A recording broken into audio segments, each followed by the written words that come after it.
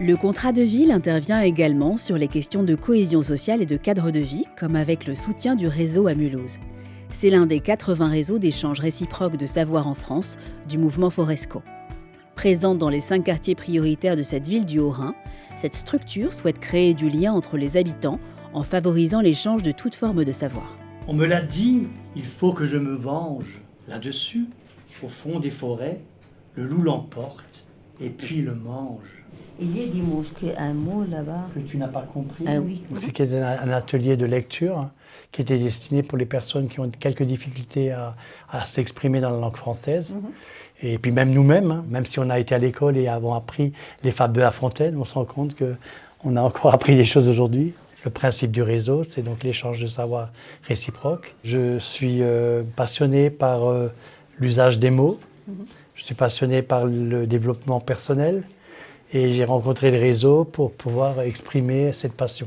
Troubler mon breuvage, c'est ça. L'agneau, il va boire l'eau là où le loup, normalement, doit boire. C'est son endroit à lui. Et c'est un prétexte pour le punir. Dans un réseau, on parle aussi bien d'expériences de vie que des savoirs théoriques, des savoir-faire, des savoirs pratiques, des savoirs dits plus scolaires. Tous les savoirs, en fait, peuvent être échangés dans un réseau.